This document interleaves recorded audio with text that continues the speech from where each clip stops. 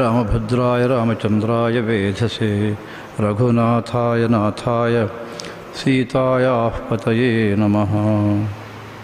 ಶ್ರುತಿಸ್ಮೃತಿಪುರಾಣಾನಾಮಾಲಯಂ ಕರುಣಾಲಯಂ ನಮಾಮಿ ಭಗವತ್ಪಾದಂ ಶಂಕರಂ ಲೋಕಶಂಕರಂ. ತ್ರಿಪುರಾದಲ್ಲಿ ನಮಗೆ ಸತೀಶ್ ಭಟ್ರು ಡಾಕ್ಯುಮೆಂಟ್ರಿ ಮಾಡೋದ್ರ ಬಗ್ಗೆ ಉಲ್ಲೇಖ ಮಾಡಿದರು ಅಂತ ನಾನು ನಿಮಗೆ ಉಲ್ಲೇಖ ಮಾಡಿದ್ದೇನೆ. ಆ ಡಾಕ್ಯುಮೆಂಟ್ರಿಗೆ ನಾವು ಶುರು ಮಾಡಿದ್ದಿದೆ ಈ ಸುಮನಾಚಾರ್ಯ ಹಿಡ್ಕೊಂಡು ಅಲ್ಲೇ ಶುರು ಮಾಡಿದ್ವು, ನಾವು ತ್ರಿಪುರದಲ್ಲೇ ಶುರು ಮಾಡಿದ್ವು. ನಮಗೆ ಈ ಸುತ್ತಮುತ್ತಲಿನ ಎಲ್ಲ ಇದನ್ನು ಸರ್ಕಾರದ ಇದು ಅಥವಾ ಬೇರೆ ದಾಖಲೆಗಳೇನಿದೆ ಅದನ್ನೆಲ್ಲ ಯೋಚನೆ ಮಾಡೋದಕ್ಕೆ ನೀವು ಸಹಕಾರ ಕೊಡಬೇಕು ಅಂತ ಅವರು ಮತ್ತು ಆ ನಿರಂಜನ್ ಇಬ್ಬರು ಸೇರಿ ಈಗ ನಾವು ಮಾಡಿಕೊಡ್ತೇವೆ, ಇಲ್ಲಿ ಏನಿದ್ರೂ ನಮಗೆ ದಾಖಲೆ ಕೊಡ್ತೇವೆ ಅಂತ ಹೇಳಿದ್ದಾರೆ. ಹಾಗೆ ಅಲ್ಲಿಂದ ನಾವು ಇದನ್ನು ಆರಂಭ ಮಾಡ್ಕೊಂಡು ಬಂದು ತ್ರಿಪುರಾದಿಂದ ನಾವು ಮತ್ತೆ ಬಂದಿದ್ದು ಸರಸ್ವತಿ ವಿದ್ಯಾಮಂದಿರ. ಅದಕ್ಕೀಗ ಶ್ರೀಭೂಮಿ, ಅದು ಮೊದಲು ಕಿಶನ್ಗಂಜ್ ಅಂತ ಇತ್ತು, ಅಲ್ಲ ಕರೀಂಗಂಜ್ ಅಂತ ಇತ್ತು. ಈಗ ಅದು ಶ್ರೀಭೂಮಿ ಅಂತ ಅದಕ್ಕೆ ಹೆಸರನ್ನು ಬದಲಾವಣೆ ಮಾಡಿದ್ದಾರೆ. ಅಂದರೆ ರವೀಂದ್ರನಾಥ್ ಠಾಗೂರ್ ಅವರು ಈ ಹೆಸರನ್ನೇ ಕೊಟ್ಟಿದ್ದರಂತೆ. ಆಮೇಲೆ ಇವರು ಈ ಆಕ್ರಮಣಕಾರಿಗಳು ಅದನ್ನು ಆ ಥರ ಹೆಸರಿಟ್ಟಿದ್ದು. ಇದು ಕಳೆದ ಬಾರಿ ನಮಗೆ ವಾಸ ಕೊಟ್ಟ ಜಾಗ. ಇಲ್ಲಿ ಕೇಳೋದೇ ಬೇಡ, ಎಲ್ಲ ಚೆನ್ನಾಗಿ ವ್ಯವಸ್ಥೆ ಮಾಡಿದರು. ಅನೇಕ ಸಭೆಗಳು, ವಿದ್ಯಾರ್ಥಿಗಳದ್ದು ಬೇರೆ, ಅಧ್ಯಾಪಕರದ್ದು ಬೇರೆ, ಅವರ ಒಂದು ಸಂತೋಷ, ಆಮೇಲೆ ಊರಿನವರಿಗೆ ಕೆಳಗಡೆ ಒಂದು ದೊಡ್ಡ ಕಾರ್ಯಕ್ರಮ, ಇದೆಲ್ಲ ಅಲ್ಲಿಯ ವಿದ್ಯಾರ್ಥಿಗಳು.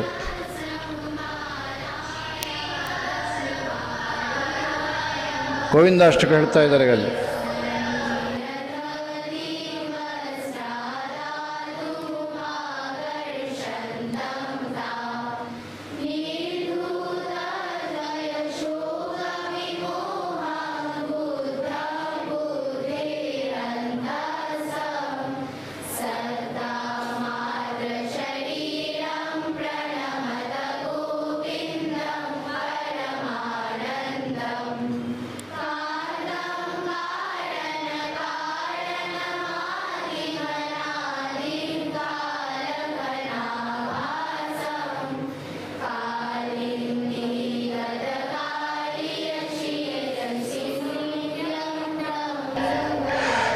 ಇದು ಎಲ್ಲಿಗ ಅಂತ ನೀವು ತಿಳ್ಕೊಂಡಿದ್ದೀರಿ. ಈಗ ತೋರಿಸ್ತಾರೆ.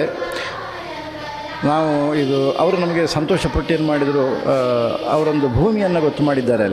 ಅಲ್ಲಿ ಒಂದು ದೊಡ್ಡ ವಿದ್ಯಾಭಾರತಿಗೆ ಸಂಬಂಧಪಟ್ಟ ಬಿಲ್ಡಿಂಗ್ ಕಟ್ಟಬೇಕು, ಈ ಮುಸಲ್ಮಾನರ ಆಕ್ರಮಣದಿಂದ ನಮ್ಮ ಜನಗಳನ್ನು ರಕ್ಷಿಸೋದಕ್ಕೆ, ಸಂಸ್ಕಾರ ಕೊಡೋದಕ್ಕೆ ಒಂದು ಮಾಡಲೇಬೇಕು ಅಂಥೇಳಿ ಒಂದು ವಿಶಾಲವಾದ ಗದ್ದೆಯನ್ನು ಗೊತ್ತು ಮಾಡಿದ್ದಾರೆ. ಅದನ್ನು ಕ್ರಯಕ್ಕೆ ತಗೊಂಡು ಅಲ್ಲಿ ಕೆಲಸವನ್ನು ಆರಂಭ ಮಾಡೋದಕ್ಕೆ ಕಾಯ್ತಾ ಇದ್ದಾರೆ. ನನಗೆ ಅಲ್ಲಿಗೆ ಬಂದು ಭೂಮಿ ಪೂಜೆ ಮಾಡಬೇಕು ಅಂತ ಹೇಳಿದರು. ಅಲ್ಲಿಯ ಪರಿಸ್ಥಿತಿ ಹೇಗಿದೆ ಅಂದರೆ, ನಾನು ಭೂಮಿಗೆ ಕಾರ್ನಲ್ಲಿ ಅವರೊಟ್ಟಿಗೆ ಹೋಗಬೇಕಾದ್ರೆ ಸುತ್ತಮುತ್ತಲಿನ ಎಲ್ಲ ಜನಗಳು, ಮುಸಲ್ಮಾನ ಜನಗಳು ಕಣ್ಣಿಗೆ ಕಣ್ಣಿಟ್ಟು ನೋಡ್ತಾ ಇದ್ದರು. ಇದು ಯಾರು, ಏನು ಸಮಾಚಾರ, ಯಾಕೆ ಬರ್ತಾ ಇದ್ದಾರೆ ಅಂತ. ನನಗಲ್ಲಿ ಭೂಮಿ ಪೂಜೆ ಅಂತ ಅವರು ಹೇಳಲಿಲ್ಲ, ನೀವು ಬಂದು ಕಾಲಿಡಿ ಸಾಕು, ನಮಗೆ ಅಷ್ಟೇ ಸಾಕು ಅಂತ ಹೇಳಿದರು. ನಾನು ಆಯಿತು ಅಂತ ಹೋಗಿದ್ದೆ.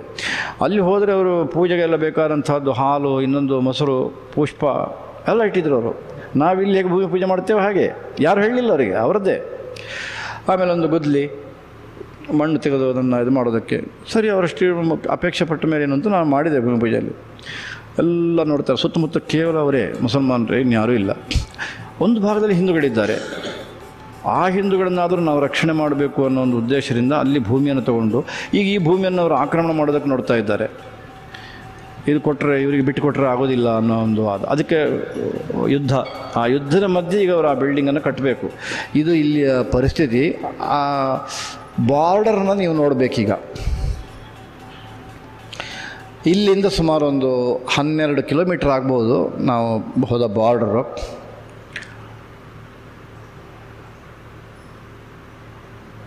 ಅಲ್ಲೊಂದು ನದಿ ಇದೆ, ಇದು ಒಂದು ಬಾರ್ಡ್ರು. ಇದು ನಮ್ಮ ಬಿಲ್ಡಿಂಗಿನ ಪಕ್ಕದಲ್ಲೇ ಇದೆ. ಇದು 5 ನಿಮಿಷ ನಾವು ಕಾಲ ನಡ್ಕೊಂಡು ಹೋದರೆ ಇದು ಆ ಕಡೆ ಈ ಕಾಣೋದು ಬಾಂಗ್ಲಾ, ಇದು ನಮ್ಮ ಭಾರತ ಈ ಕಡೆ. ನಾನು ಹೇಳಬೇಕಾದ್ದು ಮುಖ್ಯವಾಗಿ ಏನಂದರೆ, ಆ ಬಾರ್ಡರ್ನಲ್ಲಿ ಬದುಕುವ ಜನಗಳ ಒಂದು ಜೀವನ ಹೇಗಿರ್ಬೋದು ಅಂತ ಒಂದು ನಮಗೆ ಮನಸ್ಸಿಗೆ ತಗೊಳ್ಳಿಕ್ಕೆ. ಸುಮ್ಮನೆ ಪೇಪರಲ್ಲಿ ಅದು ಇದು ನಾವು ಕೇಳೋದು ಅದು ಬಹಳ ಸುಲಭದ ಕೆಲಸ.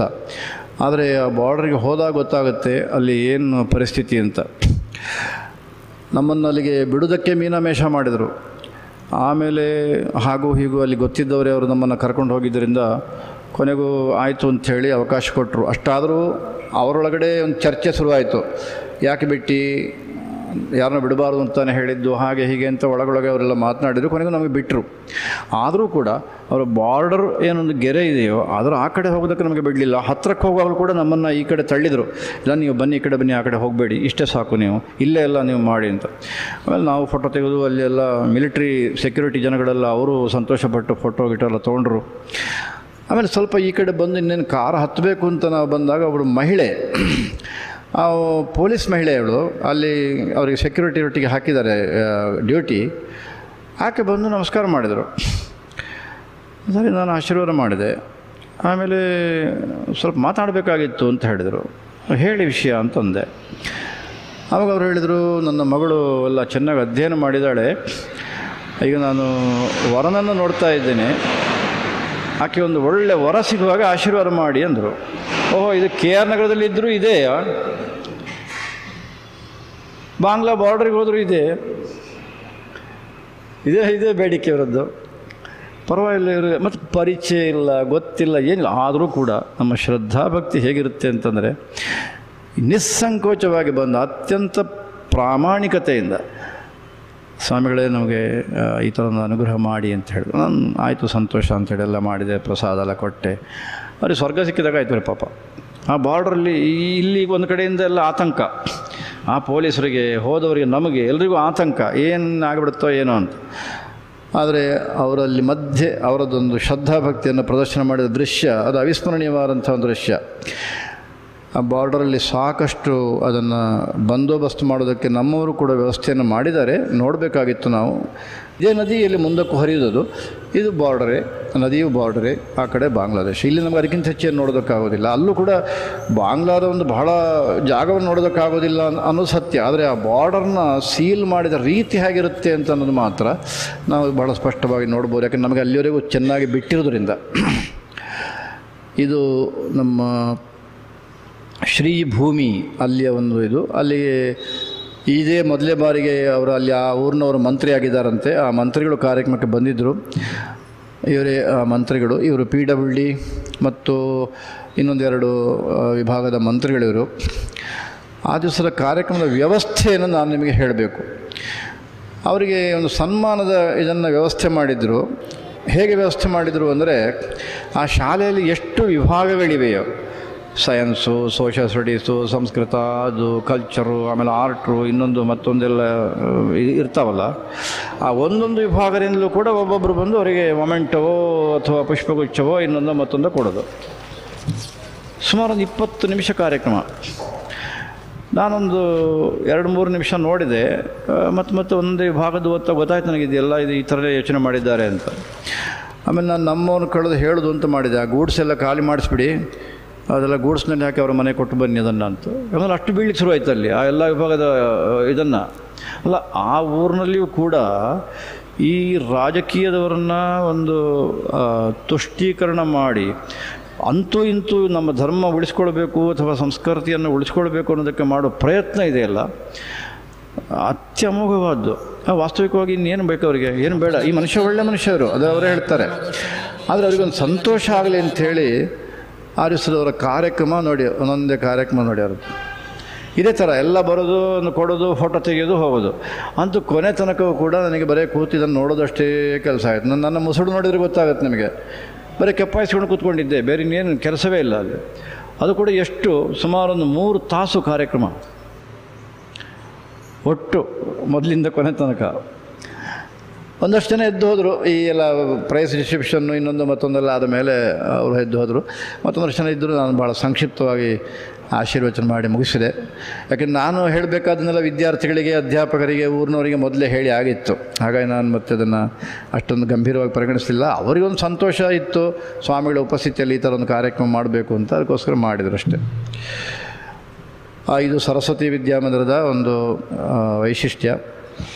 ಅದಾದ ಮೇಲೆ ಸರಸ್ವತಿ ವಿದ್ಯಾಮಂದಿರದಿಂದ ಮತ್ತೆ ನಾವು ಹೊರಟಿದ್ದು ಮೇಘಾಲಯದ ಶಿಲ್ಲಾಂಗಿಗೆ. ಇದನ್ನು ಮೊದಲೇ ನಾವು ತೋರಿಸಬೇಕಾಗಿತ್ತು, ಅದನ್ನು ಕೊಟ್ಟಿದ್ದಾರೋ ಇಲ್ಲೋ ನನಗೆ ಸಂದೇಹ. ಆ ಮಾರ್ಗ ಕಳೆದ ಬಾರಿ ನಾವು ಸ್ವಲ್ಪ ನೋಡಿದ್ದೇವೆ. ಈ ಬಾರಿಯೂ ಅದೇ ಮಾರ್ಗವಂತ ನಿಮಗೆ ಯಾರಿಗೆ ಸಂದೇಹ ಬೇಡ, ಅದೇ ಮಾರ್ಗವೇ. ಯಾರಿಗೂ ಸಂದೇಹ ಬೇಡ, ಆ ಮಾರ್ಗವನ್ನು ತೋರಿಸ್ಬೋದು ಬೇಕಾದರೆ. ಅಲ್ಲ, ಸ್ವಾಮಿಗಳು ಬಹಳ ಪ್ರವಾಸವನ್ನು ಇಷ್ಟಪಡುವವರು ಅಂತ ಒಂದು ಭಾವನೆ ನಮ್ಮ ಜನಗಳಿಗಿದೆಯಲ್ಲ, ಆ ಮಾರ್ಗವನ್ನು ನಾವು ನೋಡಬೇಕೀಗ ಮತ್ತೆ. ಹಾಗಂತ ಈಗ ಸ್ವಲ್ಪ ಎಷ್ಟು ಚೆನ್ನಾಗಿದೆ ನೋಡಿ. ಈಗ ಇಲ್ಲಿ ನಮ್ಮ ವಾಹನವನ್ನು ನಾವು ತೊಗೊಂಡು ಹೋಗಬೇಕು. ಈ ಕಡೆ ಏನಿದೆ, ಈ ಉದ್ದಕ್ಕೆ ಇದು ಕಿಲೋಮೀಟರ್ ಗಟ್ಟಲೆ, ಎಷ್ಟೋ ಕಿಲೋಮೀಟರ್, ಬರೀ 1 ಕಿಲೋಮೀಟ್ರು 2 ಕಿಲೋಮೀಟ್ರ್ ಅಲ್ಲ, ಇದೇ ರೀತಿಯ ಗಾಡಿಗಳು, ಟ್ರಕ್ಗಳು ಎಲ್ಲ ಈ ಸಿಮೆಂಟ್ ಫ್ಯಾಕ್ಟ್ರಿಗೆ ತೊಗೊಂಡೋಗುವಂಥ ಕಚ್ಚಾ ವಸ್ತುಗಳನ್ನ ತೊಗೊಂಡೋಗ್ತಕ್ಕಂಥದ್ದು, ಹಾಗೆ ಬೇರೆ ಸಾಮಾನುಗಳನ್ನ ತೊಗೊಂಡೋಗತಕ್ಕಂಥದ್ದು. ನಾವು ಒಬ್ಬ ವಾಹನದ ಅಲ್ಲಿ ಒದ್ದಾಡೋದು ನೋಡಿ. ಒಂದು ವೇಳೆ ಎಸ್ಕಾರ್ಟ್ ಇಲ್ಲ ಅಂದರೆ ಇವರುಗಳೆಲ್ಲ ಹೇಗೆ ಕಷ್ಟಪಟ್ಟರು ಅದೇ ಕಷ್ಟವನ್ನು ನಾವು ಪಡಬೇಕು. ಎಸ್ಕಾರ್ಟ್ ಇದ್ದರೂ ನಾವು ಹೊಂಡಕ್ಕೆ ಇದು ಹೇಗಿದೆ, ಇದು ಕಾಂಕ್ರೀಟ್ ರೋಡ್ ಮಾಡ್ತಾ ಇರೋದು. ಈಗ ಇಲ್ಲೇ ನಾವು ಗಾಡಿ ನಿಲ್ಲಿಸ್ಬೇಕೀಗ ನೋಡಿ. ನಾವು ಒದ್ದಾಡ್ತಾ ಇದ್ದಾನೆ, ಇದು ನಮ್ಮದೇ ಗಾಡಿ, ಇದು ಬೇರೆ ಯಾರ್ದಲ್ಲ. ಈಗ ಇಲ್ಲಿ ಇಳಿಸ್ಬೇಕು ನೋಡಿ. ಈಗ KR ನಗರಕ್ಕೆ ನಾನು ವಾಪಸ್ ಬರ್ಬೋದು ಅಂತ ನಿಮಗೆ ನಿರ್ಣಯ ಇದೆಯಾ?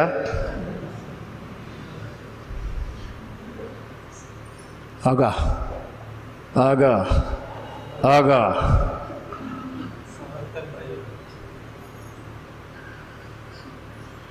ಆಯಿತಾ ನೋಡಿ. ಈ ಕಡೆಯಿಂದ ಬಗ್ಗಿ ನೋಡೋದೇನು, ಇದು ಪರಿಸ್ಥಿತಿ.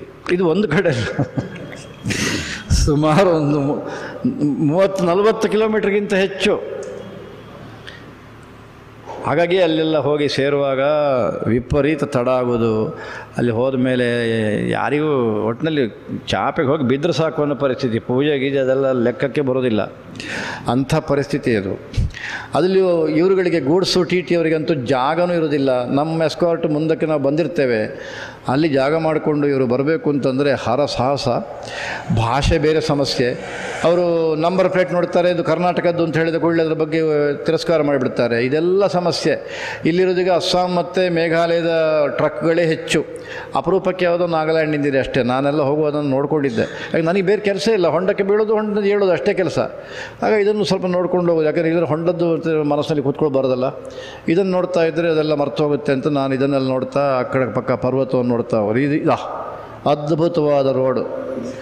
ಇದನ್ನು ನೀವು ಎಲ್ಲರೂ ದೇವ್ರ ಮನೆಯಲ್ಲಿ ಫೋಟೋ ಇಟ್ಕೊಳ್ಬೋದು. ನೋಡಿ ಹೇಗಿದೆ ನೋಡಿ. ಇದು ಶಿಲ್ಲಾಂಗಿಗೆ ಹೋಗೋದು, ಅಥವಾ ಶಿಲ್ಲಾಂಗ್ ಆ ಕಡೆಯಿಂದ ನಾವು ಅಂದರೆ ಉಮರಾಮ್ ಶೋ ಅಲ್ಲಿಂದ ಇದಕ್ಕೆ ಬಂದಂಥ ಊರಿಗೆ ಬಂದಂಥದ್ದು.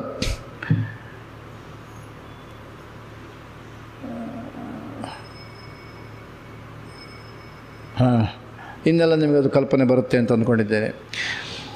ಶಿಲ್ಲಾಂಗಿಗೆ ಬಂದು ತಲುಪಿದ್ದು ನಾವು.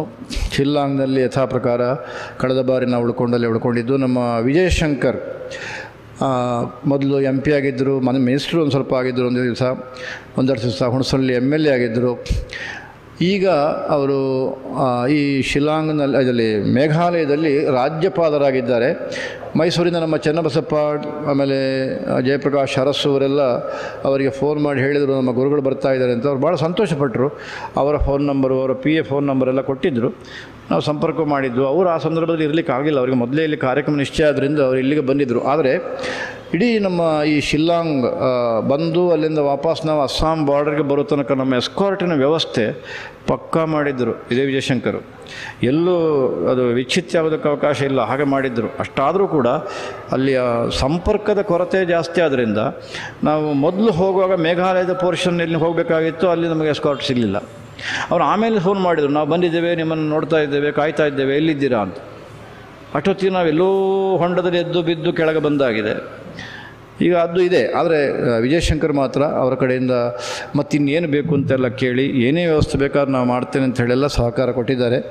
ಇದು ಕಳೆದ ಬಾರಿ ಅದೇ ನಿಮ್ಮ ಚಳಿ ಕಾಯಿಸೋದಕ್ಕೆ ವ್ಯವಸ್ಥೆಯನ್ನು ತೋರಿಸ್ತಾ ಇದ್ದಾರೆ. ಇದು ಶಿಲ್ಲಾಂಗಿನ ಮಾತೆಯರು ಹೇಳೋದು. ಇದರ ಬಗ್ಗೆ ನಾನು ಮೊದಲೇ ಉಲ್ಲೇಖ ಮಾಡಿದೆ ಅಂತ ಕಾಣುತ್ತೆ.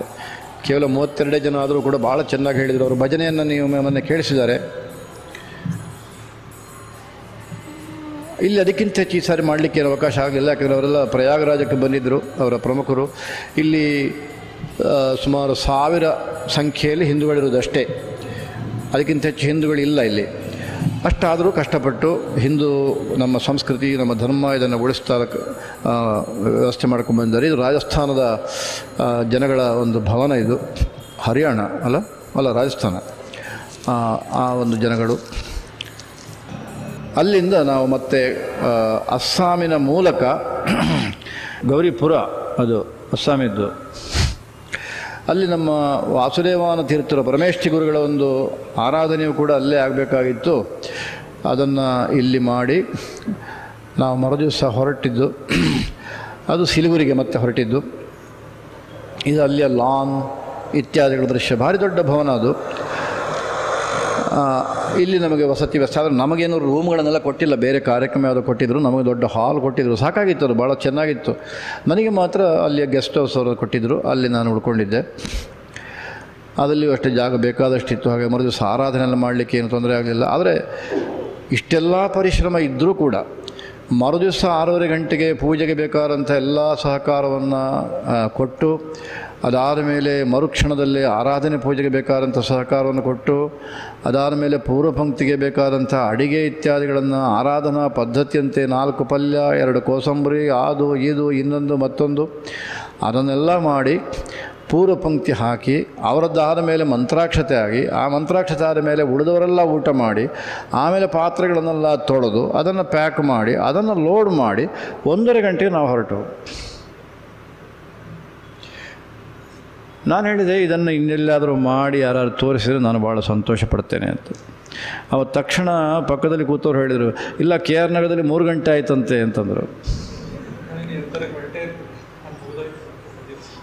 ಈ KR ನಗರದ ಪರಿಸ್ಥಿತಿ ಹೀಗಾದರೆ ಮತ್ತಿನ್ನು ಬೇರೆ ಕಡೆಯಲ್ಲಿ ಆಗೋದು ಹೇಗೆ? ಅಲ್ಲಿ ಮುಖ್ಯ ವಿಷಯ ಇರೋದು, ನಾವು ಯೋಚನೆ ಮಾಡಿದ್ದು, ಹಿಂದಿನ ದಿವಸ ನಾವು ಮೀಟಿಂಗ್ ಮಾಡಿದ್ದು. ಆ ಮೀಟಿಂಗಲ್ಲಿ 1:30 ಗಂಟೆಗೆ ಶತಾಯುಗಾತ ನಾವು ಹೊರಡಬೇಕು ಅಂತ ತೀರ್ಮಾನ ಮಾಡಿದರು. ಆ ತೀರ್ಮಾನಕ್ಕೆ ಎಲ್ಲರೂ ಬದ್ಧರಾಗಿ ಕೆಲಸ ಮಾಡಿದ್ದು ಕಾರಣ ಅದು. ಅಲ್ಲಿ ಸೌಲಭ್ಯ ನಮಗೆ ಎಷ್ಟಿತ್ತು ಅನ್ನೋದು ಪ್ರಶ್ನೆ ಅಲ್ಲ, ಅದನ್ನು ಅವರು ಮನಸ್ಸಿಗೆ ತಗೊಳ್ಳಿಲ್ಲ. ಇಲ್ಲ ಇದ್ದಾನಲ್ಲ ಕೂತ್ಕೊಂಡವ ಪೃಥ್ವಿ, ಅದನ್ನು ಯಾರು ಫೋಟೋ ತೆಗೆದಿದ್ದಾರೆ ಹೇಳೋದು ನನಗೆ ಗೊತ್ತಿಲ್ಲ. ಅವನು ಮಾಡಿದ ಕೆಲಸದ್ದು ಇದೆಲ್ಲ ನಿಜವಾಗಿ ಫೋಟೋ ತೆಗಿಲಿಕ್ಕೆ ಯೋಗ್ಯವಾದ ಕೆಲಸ ಒಂದು. ಅವ ಯಾವ ಕೆಲಸ ಮಾಡಲಿಲ್ಲ ಅಂತಿಲ್ಲ, ಅವ ಅಷ್ಟು ಕೆಲಸಗಳಲ್ಲಿ ತನ್ನ ಪಾತ್ರವನ್ನು ತೋರಿಸಿ ಸೈ ಅಂತ ಹೇಳಿಸಿ 1:30 ಗಂಟೆಗೆ ನಗ್ತಾ ನಗ್ತಾ ನಗ್ತಾ ಕಾರಿಗೆ ಬಂದು ಅವನ ವಾಹನಕ್ಕೆ ಬಂದು ಕೂತ ಮನುಷ್ಯ ಅವ.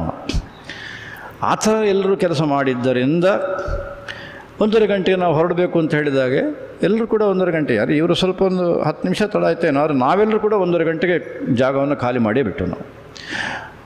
ಅಸಾಮಾನ್ಯವಾದಂಥ ಒಂದು ಘಟನೆ, ಅದರಲ್ಲಿ ಏನು ಸಂದೇಹವಿಲ್ಲ ಅಲ್ಲ. ಆ ಥರದ್ದು ನಾನು ಆಗಲೇ ಹೇಳಿದೆ, ಚಕ್ರಾರ್ಚನೆ ಎಲ್ಲ ಇದ್ದಾಗಲೂ ಕೂಡ ಅದನ್ನು ಮಾಡಿದ್ದಾರೆ ನಮ್ಮವರು ಅಂತ ಹೇಳಿದೆ. ಆದರೆ ಇಲ್ಲಿಯ ವ್ಯವಸ್ಥೆ, ಇಲ್ಲಿಯ ಒಂದು ನಮಗೆ ಸಿಕ್ಕಿದಂಥ ಸೌಲಭ್ಯದ ಮಧ್ಯೆ ಅದನ್ನು ಸಾಧನೆ ಮಾಡಿದಂಥದ್ದು, ಮತ್ತು ಆ ಬಂದ ದೂರ, ಅದೆಲ್ಲದರ ಮಧ್ಯೆ ಸಮಯಕ್ಕೆ ಸರಿಯಾಗಿ ಹೊರಡುವ ಹಾಗೆ ಮಾಡಿದ್ದಿದೆ ಎಲ್ಲ. ಮತ್ತು ಆರಾಧನೆ ಎಲ್ಲ ನಾವು ಕ್ರಮ ಪ್ರಕಾರ ಮಾಡಿದ್ದು, ನಾವು ಯಾವ ಕೊರತೆ ಇಲ್ಲ. ಅವರೆಲ್ಲ ವ್ಯವಸ್ಥೆ ಮಾಡಿದರು. ಅಷ್ಟು ಮಾತ್ರ ಅಲ್ಲ, ಅವರ ಈ ಸ್ಥಳೀಯರು ಇಲ್ಲೆಲ್ಲ ಕೂತಿದ್ದಾರೆ. ಈಗ ಅದರಲ್ಲಿ ಶಿವಶಂಕರು ಇದ್ದಾರೆ, ಈ ಕಡೆ ವೆಂಕಟರಮಣ ಭಟ್ರ ಹತ್ರ ಇರೋ ಶಿವಶಂಕರು, ಇವರೆಲ್ಲ ಈ ಬಿಲ್ಡಿಂಗಿಗೆ ಮತ್ತು ಆ ಊರಿಗೆ ಸಂಬಂಧಪಟ್ಟ ಪ್ರಮುಖರುಗಳು. ಇವರೆಲ್ಲ ಮರುದಿವಸ ಊಟಕ್ಕೆ ಬಂದಿದ್ದರು, ಆರಾಧನೆ ಅದಕ್ಕೆ ಪ್ರಸಾದಕ್ಕೆ. ನಮ್ಮವರದ್ದಾದ ಕೂಡಲೇ ಅವರಿಗೆಲ್ಲ ಊಟ ಅದನ್ನು ಹಾಕಿದರು. ಅದಾದ ಮೇಲೆ ನಾವು ಅವರ ಊಟಕ್ಕೆ ಅವರು ಮುಗಿಸಿ ಬರೋಷ್ಟನ್ನು ಕಾಯಲಿಲ್ಲ, ನಾವು ಹಾಗೆ ಹೊರಟು ತಡ. ಅವರು ಮತ್ತೆ ಅದನ್ನು ಒಪ್ಕೊಂಡಿದ್ದರು. ಆದರೆ ನಾವು ಅರ್ಧ ದಾರಿಗೆ ಹೋಗೋಷ್ಟೊತ್ತಿಗೆ ಮತ್ತೆ ಅಲ್ಲಿಂದ ಫೋನ್ ಬಂತು. ಫೋನ್ ಬಂದಾಗ ಅವ್ರು ಏನು ಹೇಳಿದರು ಅಂದರೆ, ನೀವು ಊಟ ಏನು ತಯಾರು ಮಾಡಿದ್ರು ಅದನ್ನು ನಾವು ಅತ್ಯಂತ ಸಂತೋಷದಿಂದ ಸ್ವೀಕಾರ ಮಾಡಿದ್ದು. ರುಚಿ ಎಷ್ಟಿತ್ತು ಅಂತಂದರೆ ನಾವು ಒಂದು ಕಿಂಚಿತ್ತು ಅಲ್ಲಿ ಬಿಡಲಿಲ್ಲ, ಅಷ್ಟನ್ನು ಉಳಿದಿದ್ದನ್ನೆಲ್ಲ ನಮ್ಮ ಮನೆಗಳಿಗೆ ಹಂಚ್ಕೊಂಡು ನಾವು ತೊಗೊಂಡು ಹೋಗಿದ್ದೇವೆ. ಅಷ್ಟು ಚೆನ್ನಾಗಿ ನೀವು ಅಡುಗೆ ಮಾಡಿದ್ದೀರಿ, ಭಾಳ ಸಂತೋಷ ಆಯಿತು ನಮಗೆ ಅಂತ ಫೋನ್ ಮಾಡಿದರು ಅವರು. ಅಷ್ಟೆಲ್ಲ ಗಡಿಬಿಡಿದ್ದರೂ ಕೂಡ ಅಡಿಗೆಯನ್ನು ಶಾಬಾಸ್ ಅಂತ ಹೇಳೋಕೆ ಮಾಡಿದ್ದಾರೆ. ಯಾವುದಕ್ಕೂ ಉಪ್ಪು ಹಾಕಲಿಲ್ಲ, ಇನ್ನೊಂದಕ್ಕೆ ಉಪ್ಪು ಹಾಕಿದ್ದು ಜಾಸ್ತಿ ಎಂಥದ್ದು ಇಲ್ಲ, ಫಸ್ಟ್ ಕ್ಲಾಸಾಗಿ ಮಾಡಿದ್ರು ಅಂತ ಅವರೇ ಹೇಳ್ತಿದ್ದಾರೆ. ಆ ಊರಿನವರೇ ಫೋನ್ ಮಾಡಿದ್ದಾರೆ ಮಧ್ಯೆ. ಹಾಗಾಗಿ ಇದು ನಮಗೆ ಸಿಕ್ಕಿದ ಸೌಲಭ್ಯದಿಂದ ಖಂಡಿತ ಅಲ್ಲ, ಸಿಕ್ಕಿದ ಅವಕಾಶವನ್ನು ಅದನ್ನು ಉಪಯೋಗ ಮಾಡಿಕೊಂಡು ಒಂದೇ ಮನಸ್ಸಿಂದ ಎಲ್ಲರೂ ಕೆಲಸ ಮಾಡಿದ್ದು ಮಾತ್ರ ಸಾಧ್ಯವಾದ್ದು. ಆಮೇಲೆ ಅಲ್ಲಿಂದ ಮತ್ತೆ ಸಿಲಿಗುರಿಗೆ ಬಂದು, ಸಿಲಿಗುರಿದ್ದಾಗ ನಾನೆಲ್ಲ ಹೇಳಿದ್ದೇನೆ, ಶಾಲೆದೆಲ್ಲ ನಿನ್ನೆ ತೋರಿಸಿದ್ದಾರೆ, ಸ್ವಲ್ಪ ಆಶೀರ್ವಚನೆ ಮಾಡಿದ್ದೆಲ್ಲ. ಅದಾದ ಮೇಲೆ ಅಲ್ಲಿಂದ ಮುಂಗೇರಿಗೆ ಬಂದು, ಮುಂಗೇರ್ ಇದೀಗಾಗಲೇ ಸಾಕಷ್ಟು ವಿಚಾರಗಳನ್ನು ಹೇಳಿದೆ. ಅಷ್ಟಾದರೂ ಬಿಟ್ಟು ಹೋದ ವಿಷಯಗಳನ್ನು ನಾನು ಹೇಳೋ ಪ್ರಯತ್ನವನ್ನು ಮಾಡ್ತೇನೆ. ಇದು ನಾವು ವಾಸ ಮಾಡಿದ ಜಾಗದ ದೇವಸ್ಥಾನ. ಈ ಕೊಳ ಇದನ್ನು ಮಾಡಿದ್ದಾರೆ. ಇದರ ಸುತ್ತ ನಾನು ವಾಕಿಂಗ್ ಮಾಡಿದೆ. ಒಂದು ದಿವಸ ಸ್ವಲ್ಪ ಹೊರಗಡೆ ಮಾಡಿದ್ದೆ. ಆಮೇಲೆ ಇದು ಬಹಳ ವಿಶಾಲವಾದ ಜಾಗ ಆದ್ದರಿಂದ ಇಲ್ಲಿ ಮಾಡಿದೆ. ಇದು ಅವರೊಂದು ಸ್ಥಾನ. ಇಲ್ಲೇ ನಮ್ಮ ಅಭಿನವ ವಿದ್ಯಾತೀರ್ಥ ಮಹಾಸ್ವಾಮಿಗಳು ಉಳ್ಕೊಂಡ ಜಾಗ. ನಾನು ಉಳ್ಕೊಂಡ ಜಾಗ ನೋಡಿದರೆ ಇದು ಆ ಹಾಲು ಇದೆಲ್ಲ ಈಗ ಹೊರಗಿದ್ದು. ಅದರ ಪಕ್ಕದಲ್ಲಿ ಒಂದು ಬಿಲ್ಡಿಂಗ್ ಇದೆ. ಆ ಬಿಲ್ಡಿಂಗ್ನಲ್ಲಿ ಅಭಿನವ ವಿದ್ಯಾತೀರ್ಥರು ಉಳ್ಕೊಂಡಿದ್ದು. ನನಗೂ ಅಲ್ಲೇ ಕೊಟ್ಟಿದ್ದರು, ನಾನು ಅಲ್ಲೇ ಉಳ್ಕೊಂಡಿದ್ದೆ. ಅವರು ಆ ಸ್ವಾಮಿಗಳು ಇದು ಈಗ ನಿರಂಜನಾನಂದ ಸರಸ್ವತಿ ಸ್ವಾಮಿಗಳು. ಈ ನಿರಂಜನಾನಂದ ಸರಸ್ವತಿ ಸ್ವಾಮಿಗಳು ಮೊನ್ನೆ ಉಲ್ಲೇಖ ಮಾಡಿದ್ದೇನೆ, 14 ಭಾಷೆಗಳು 14 ದೇಶದಲ್ಲಿ ಕೆಲಸ ಮಾಡಿ ಅನುಭವವನ್ನು ಪಡ್ಕೊಂಡು ಆಮೇಲೆ ಸನ್ಯಾಸವನ್ನು ತೊಗೊಂಡಂಥವ್ರು ಅಂತ. ಇನ್ನು ಅದರ ಬಗ್ಗೆ ಮತ್ತು ನಾನು ಹೆಚ್ಚು ವಿಶೇಷವಾಗಿ ಹೇಳಬೇಕಾದಿಲ್ಲ. ಆದರೆ ಈಗ ಅವರು ಹೇಗಿದ್ದಾರೆ ಅಂತ ನೀವು ನೋಡಿ. ಈಗ ಇನ್ನೊಂದು ದೃಶ್ಯವನ್ನು ತೋರಿಸ್ತೇನೆ. ಅವರ ಆಶ್ರಮದಲ್ಲಿ ಅವರ ಒಂದು ವಸತಿ ಮತ್ತು ಅವರ ಒಂದು ಸಾಧನಾ ಕೇಂದ್ರವನ್ನು ನಮಗೆ ತೋರಿಸಿದರು. ಮೊನ್ನೆ ಬ್ಯಾಟ್ರಿ ಇದರಲ್ಲಿ ಆಟೋದಲ್ಲಿ ನಮ್ಮನ್ನು ಕರ್ಕೊಂಡು ಹೋಗಿದ್ದಾರಲ್ಲ ಅವರೇ, ಹಾಗೆ ಕರ್ಕೊಂಡೋಗಿ ನಮಗದನ್ನು ತೋರಿಸಿದರು. ಅಲ್ಲಿ ಒಂದು ಈಶ್ವರ ದೇವಸ್ಥಾನ ಇದೆ. 12 ಜ್ಯೋತಿರ್ಲಿಂಗಗಳು ಒಂದೇ ಕಡೆ ಅದನ್ನು ಸ್ಥಾಪನೆ ಮಾಡಿದ್ದಾರೆ. ಇದು ಹೇಗಿದೆ ಅಂತಂದರೆ, ಇದು ಅವರು ಮಾಡಿಸಿದ್ದಲ್ಲ, ಯಾರನ್ನ ಕೇಳಿದ್ದಲ್ಲ, ತನ್ನಿಂತಾನೇ ಬಂದಿದ್ದು. ಅದರ ಬಗ್ಗೆ ನಾನು ಮತ್ತೆ ಹೇಳ್ತೇನೆ. ಈ ಒಂದೊಂದು ಲಿಂಗವೂ ಕೂಡ ಆಯಾಯ ಲಿಂಗದ ಹೆಸರು.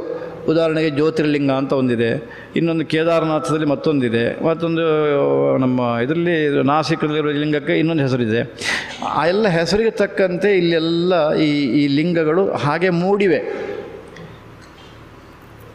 ಇದು ಸಿಕ್ಕಿದ್ದು ಹೇಗೆ ಅವರಿಗೆ ಅಂತಂದರೆ, ಅವರು ಕೇದಾರನಾಥಕ್ಕೆ ಒಂದು ಗುಂಪು ಹೋಗಿದ್ದರು.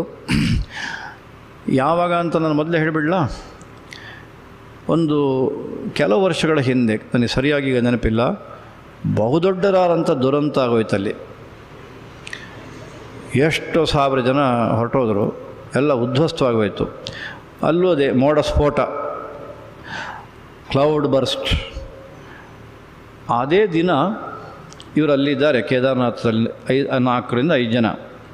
ಇವರು ಶಂಕರ ಭಗವತ್ಪಾದರು ಅವತಾರ ಮಾಡಿ ಅಲ್ಲಿಂದ ಮಾಯವಾದಂಥ ಜಾಗದಲ್ಲಿ ಹೋಗಿ ತಪಸ್ಸು ಮಾಡ್ತಾಯಿದ್ರು, ಧ್ಯಾನ ಮಾಡ್ತಾಯಿದ್ರು. ಮಧ್ಯರಾತ್ರಿ ಆಯಿತು.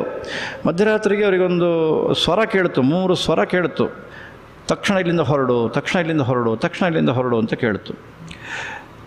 ಯಾಕೆ ಇದು ಹೀಗೆ ಕೇಳ್ತಾ ಇದೆಲ್ಲ ಅಂತ ಯೋಚನೆ ಮಾಡಿದಂತೆ, ಇಲ್ಲ ಏನೇ ಆಗಲಿ ಇನ್ನು ಹೊರಡೋದು ಸರಿ, ಯಾಕಂದರೆ ಇಲ್ಲಿ ಏನು ಶಬ್ದ ಬೇರೆ ಕೇಳೋದಕ್ಕೆ ಸಾಧ್ಯವೇ ಇಲ್ಲ, ಜನ ಯಾರೂ ಇಲ್ಲ ಅಂತ. ಅದರಲ್ಲಿ ಯಾಕೆ ಹೀಗೆ ಬಂತು ಅಂತ ಅವರಿಗೆ ಯೋಚನೆ ಆಗಿ ಕೊನೆಗೆ ಅಲ್ಲಿಂದ ತಕ್ಷಣ ಹೊರಟು ಕೇದಾರನಾಥೇಶ್ವರನ ಒಂದು ಸನ್ನಿಧಿಗೆ ಬಂದು ಏನಾರೊಂದು ಬಿಲ್ವ ಇಡಲಿಕ್ಕಾಗತ್ತಾ ನೋಡೋಣ ಅಂತ ಯೋಚನೆ ಮಾಡಿ, ಒಂದು ಬಿಲ್ವ ಅಲ್ಲೇನ ಪತ್ರ ಇತ್ತಂತೆ, ಅದನ್ನು ಇಟ್ಟರಂತೆ. ಕೊನೆಗೆಲ್ಲ ಬೇಗ ಕೆಳಗೆ ಇಳಿದು ಬಂದರಂತೆ. ಹಾಗೆ ಇಳಿದು ಬರುವಾಗ ಆ ಮಧ್ಯರಾತ್ರಿ ಅದು ಒಂದು ಟ್ರಕ್ ಎಲ್ಲಿಂದ ಅವ್ರಿಗೆ ಸಿಕ್ತು ಅಂತ ಗೊತ್ತಿಲ್ಲ. ಆ ಟ್ರಕ್ಕಿಗೂ ಬನ್ನಿ ಹೋಗೋಣ, ಕರ್ಕೊಂಡು ಹೋಗ್ತೇವೆ ಅಂಥೇಳಿ ಹೇಳಿದ್ರಂತೆ. ಆ ಟ್ರಕ್ನಲ್ಲಿ ಕೂತ್ಕೊಂಡು ಇವರು ಬಂದರು. ಆ ಟ್ರಕ್ಕಿನಲ್ಲಿ ಬಾಕ್ಸ್ಗಳು, ಆ ಬಾಕ್ಸು ಅವರು ಟ್ರಕ್ಕನ್ನು ಅಲ್ಲಿ ಅವರಿಗೆ ಇಳಿದಕ್ಕೆ ಬಿಟ್ಟುಬಿಟ್ಟು, ಇನ್ನು ಇದನ್ನು ಈ ಬಾಕ್ಸ್ಗಳನ್ನು ನೀವು ತೊಗೊಂಡೋಗಿ ನಿಮ್ಮ ಊರಿಗೆ, ಇದು ನಿಮಗೋಸ್ಕರನೇ ಇರೋದಿದು ಅಂಥೇಳಿ ಕೊಟ್ಬಿಟ್ರು. ಯಾರು ಏನೂ ಒಂದೂ ಇಲ್ಲ. ಆ ಬಾಕ್ಸ್ಗಳನ್ನು ತೆರೆದರೆ ಈ ಲಿಂಗಗಳು. ಹಾಗೆ ಆ ಸ್ಮರಣೆಗೋಸ್ಕರ ಅತಿ ಚೆನ್ನಾಗಿ ಇಲ್ಲೊಂದು ವ್ಯವಸ್ಥಿತವಾಗಿ ಅದನ್ನು ಮಾಡಿದ್ದಾರೆ. ಅದಕ್ಕೆ ಪೂಜೆ ಎಲ್ಲ ನಡೀತಾ ಇರಂತೆ, ಅವರ ಅರ್ಚಕರಿದ್ದಾರೆ, ಅವರೆಲ್ಲ ಮಾಡ್ತಾ ಇದ್ದಾರೆ. ಅದೇ ದಿನ ಈ ಕ್ಲೌಡ್ ಬರ್ಸ್ಟ್ ಆಗಿ ಅಷ್ಟು ಜನ ಒಂದೇ ಕಾಲಕ್ಕೆ ಏಕಕಾಲಕ್ಕೆ ದುರಂತಕ್ಕೆ ಒಳಗಾದಂಥ ಘಟನೆ ಎಲ್ಲ ಆದ್ದು. ನಮ್ಮನ್ನು ಪರಮಾತ್ಮ ಹೀಗೆ ಕಾಪಾಡಿದ. ನನಗೆ ಇವತ್ತು ಕೂಡ ಅದನ್ನು ನೆನಪು ಮಾಡೋದಕ್ಕೂ ಆಗ್ತಾಯಿಲ್ಲ. ಅಷ್ಟೊಂದು ಭಯಾನಕವಾದಂಥ ಪರಿಸ್ಥಿತಿಯಲ್ಲೂ ನಮ್ಮನ್ನು ಹೇಗೆ ಪರಮಾತ್ಮ ಕಾಪಾಡಿದ ನೋಡಿ. 3 ಸ್ವರ ಕೇಳುತ್ತೆ ನನಗೆ, ಹೊರಡ ತಕ್ಷಣ ಬಂದರೆ ಟ್ರಕ್ಕು, ಆ ಟ್ರಕ್ಕಿನಲ್ಲಿ ಈ ಲಿಂಗಗಳು ಅಂಥವ್ರು ಅದನ್ನು ನೆನಪು ಮಾಡಿಕೊಡ್ತಾರೆ. ನಿರಂಜನಾನಂದ ಸರಸ್ವತಿ ಇಲ್ಲೇ ಅವರೊಂದು ವಿಶೇಷವಾದಂಥ ಉಪಾಸನೆ ಮಾಡ್ತಾರೆ, ಪಂಚಾಗ್ನಿ ವಿದ್ಯಾ ಅಂತ. ಇದು ಛಾಂದೋಗ್ಯ ಉಪನಿಷತ್ತಿನಲ್ಲಿ ಬರುತ್ತೆ, ಬೃಹದಾರಣ್ಯಕ ಉಪನಿಷತ್ತಲ್ಲಿ ಬರುತ್ತೆ, ಕಠೋಪನಿಷತ್ತಿನಲ್ಲಿ ಬರುತ್ತೆ. ನಚಿಕೇತನಿಗೆ ಪಂಚಾಗ್ನಿ ವಿದ್ಯೆಯನ್ನು ಯಮ ಉಪದೇಶ ಮಾಡಿದ ಅಂತ. ಇದು ನೋಡಿ, ಒಂದು ಮರದಿಂದ ಮಾಡಿದ ಕಾಣುತ್ತೆ ಈ ಲಿಂಗ.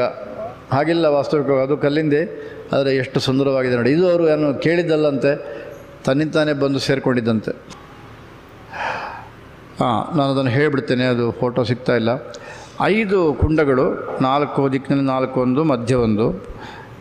ಅದರ ಮಧ್ಯೆ ಇವರಲ್ಲಿ ಕೂತು ಬೆಳಗ್ಗೆ 6 ಗಂಟೆಯಿಂದ ಮಧ್ಯಾಹ್ನ 2 ಗಂಟೆ ತನಕ ಈ ಪಂಚಾಗ್ನಿ ವಿದ್ಯೆ ಉಪಾಸನೆ ಮಾಡೋದು.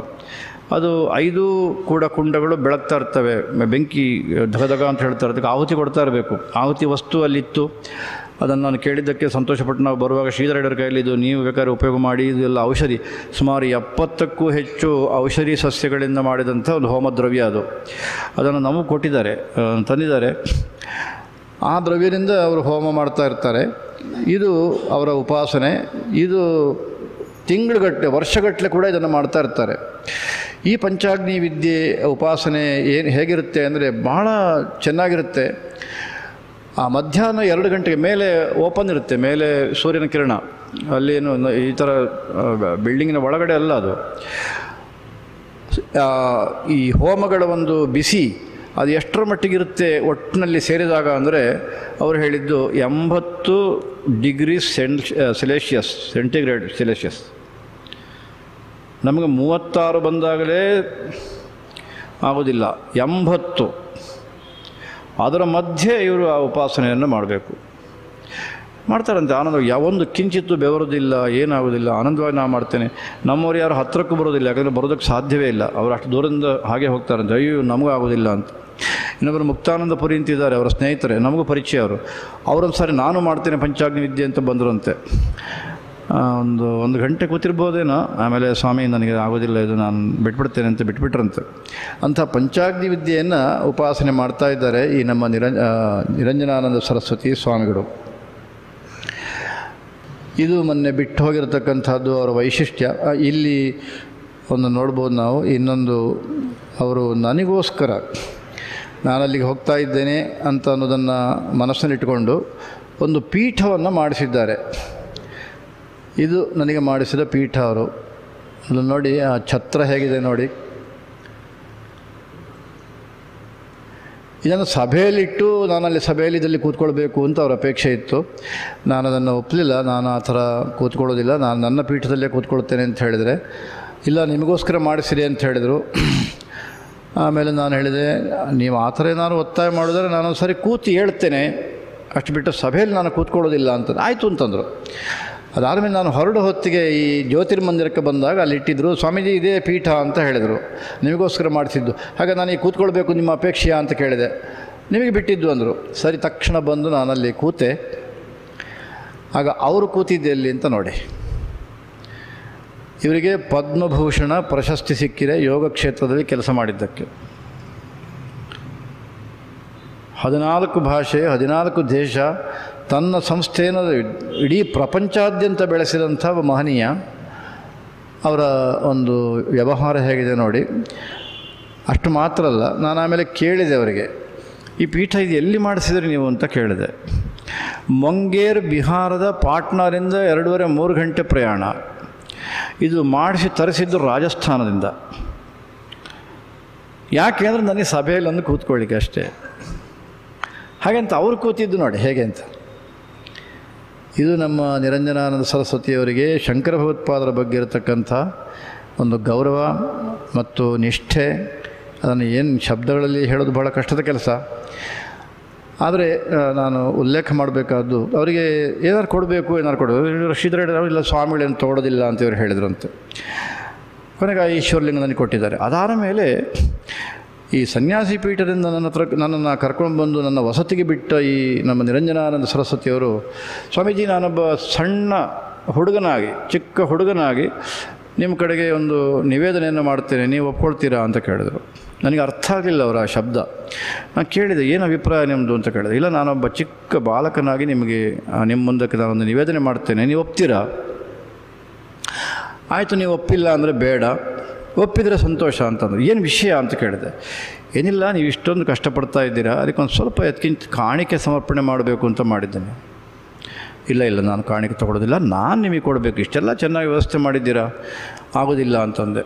ಆಗ ತಕ್ಷಣ ಅವರು, स्वामी जी तो चिंता नहीं, ऐसा करेंगे, मैं तो आपको नहीं दूँगा, नहीं आप नहीं लेते हैं इसलिए नहीं दूँगा, मगर आप जो प्रवास कर रहे हैं उस प्रवास के लिए मैं दूँगा, वो तो हेगड़े जी को दूँगा, ಓ ಪ್ರವಾಸ ಕೇಳಿಯೇ ಆಪ್ಕೆ ಲಿಯೇ नहीं ಓ ಪ್ರವಾಸ ಕೇಳಿಯೇ ಅಂತ ಮೂರು ಬಾರಿ ಹೇಳಿ ಪ್ರವಾಸಕ್ಕೋಸ್ಕರ ಅಂತ ಕೊನೆಗೂ ಅವರ ಕೈಗೆ ಹಿಡಿಸಿದರು. ಇವರು ಕೈ ನೀಡಿದ್ರು, ಬೇರೆ ದಾರಿಯೇ ಇಲ್ಲ, ಕೈ ನೀಡಿದರು, ಅವರು ಕೊಟ್ಟರು. ನಾನು ಸಾಕ್ಷಿಯಾಗಿ ನಿಂತಿದ್ದೆ. ಆಮೇಲೆ ಅದೆಲ್ಲ ಒಳಗೆ ಬಂತು. ಒಳಗೆ ಬಂದ ಮೇಲೆ ದಿನೇಶನಿಗೆ ಕೇಳಿದೆ, ಏನು ಇಟ್ಟಿದ್ದಾರೆ ಅವರು, ಏನು ಸಮಾಚಾರ ಅಂತ ಕೇಳಿದೆ. ಅದನ್ನು ತೆಗೆದು ನೋಡಿದರೆ 1,11,000 ರೂಪಾಯಿ. ಏನು ಕಾರಣ ನನಗಂತೂ ಅರ್ಥ ಆಗಲಿಲ್ಲ. ಕೊಟ್ಟಿದ್ದಾರೆ, ನೆಮ್ಮದಿನಿದ್ದಾರೆ. ಅದಾದ ಮೇಲೆ ಮರುದಿವಸ ನಾನು ಹೊರಡುವಾಗ ಅದರದ್ದು ಫೋಟೋ ಇದೆಯಲ್ಲ ಗೊತ್ತಿಲ್ಲ, ಆದರೆ ಅದು ಮಾತ್ರ ದೃಶ್ಯ ಖಂಡಿತವಾಗಿ ಅದ್ಭುತವಾದ ದೃಶ್ಯ. ನಾನು ಕಾರಿಗೆ ಹತ್ತಬೇಕು, ಆವಾಗ ಅವರೆಲ್ಲ ಇಡೀ ಗುಂಪು ಬ್ರಹ್ಮಚಾರಿಗಳು, ಸನ್ಯಾಸಿಗಳು ಎಲ್ಲರೂ ಕಾರ್ನ ಹತ್ತಿರಕ್ಕೆ ಬಂದರು. ಅವರು ಸ್ವತಃ ಇದ್ದರು. ಇನ್ನೇನು ನಾನು ಬಾಗಿಲು ತೆಗೆದು ಕಾರಿಗೆ ಕೂತೆ.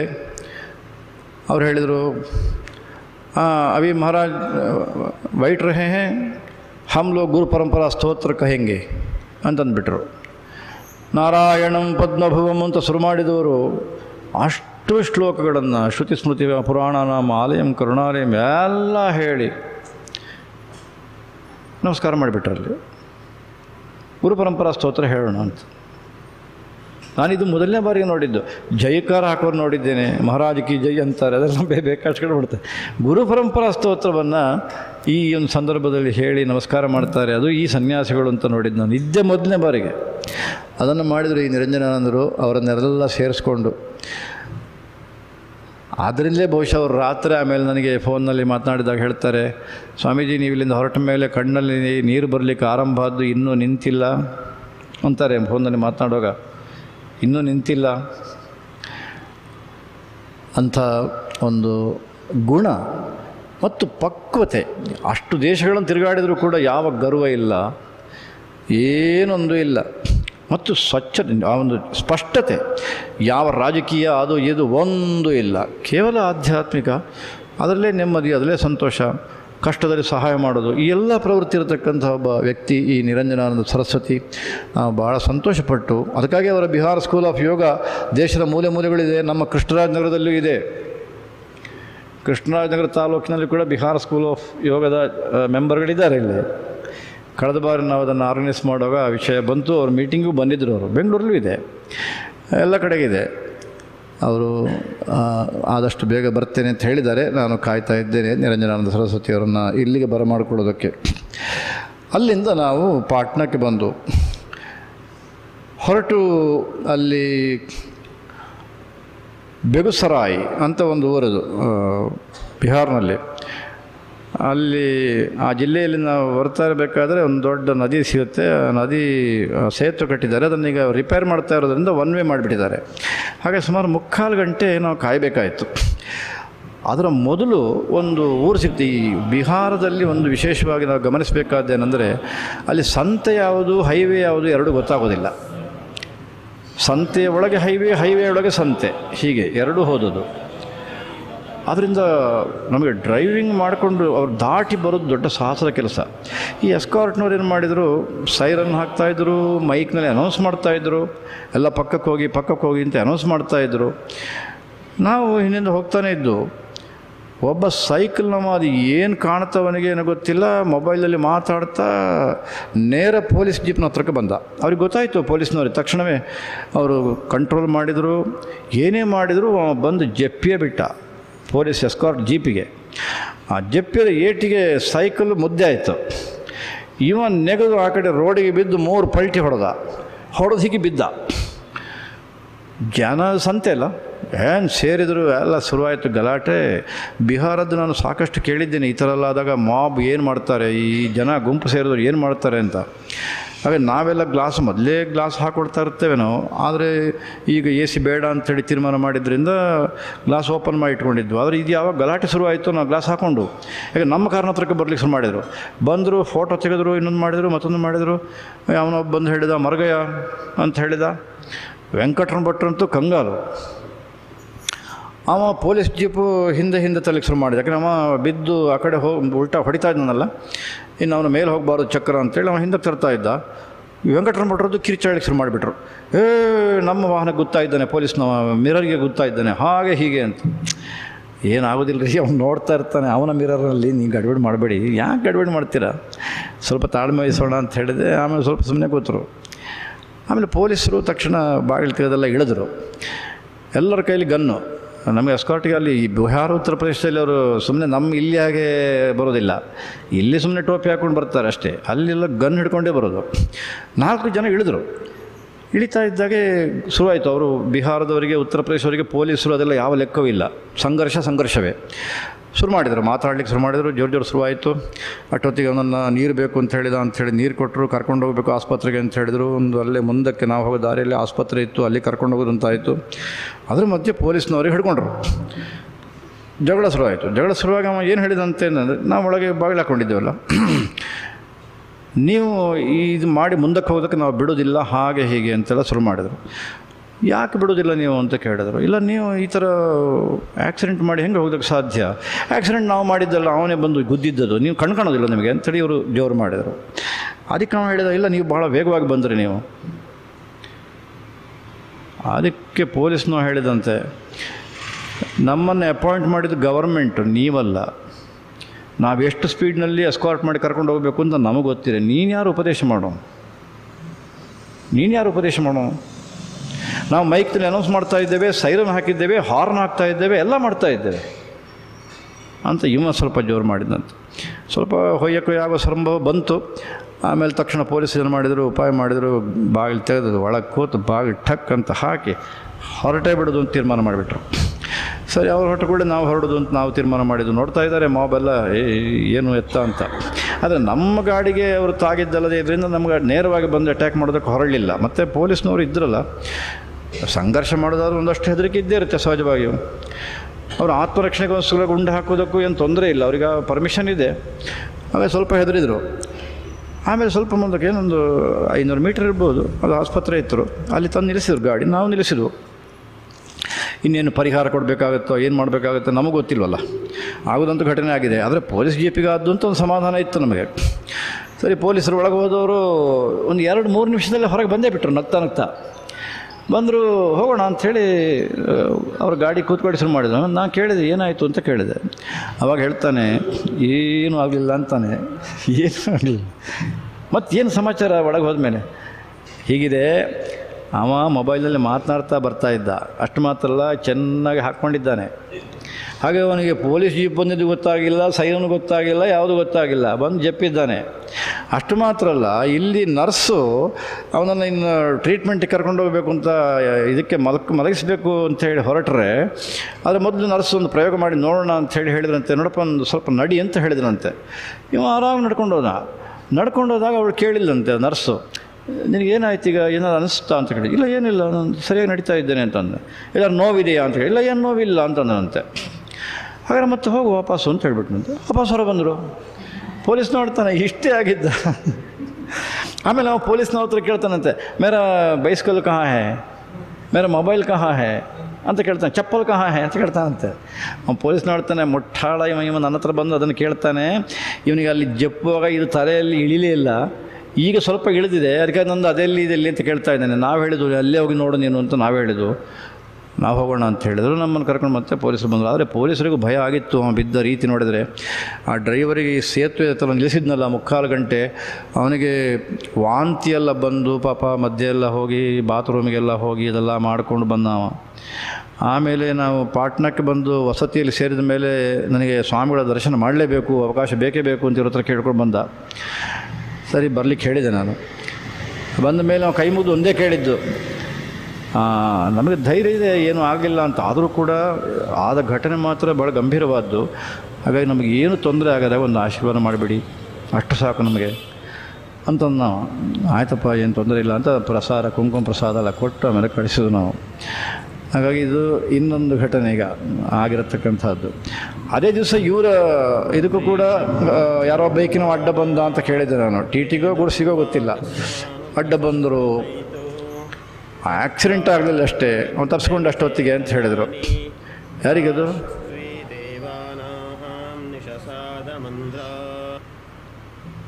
ಹೇಳಿದರು ನನಗಲ್ಲಿ.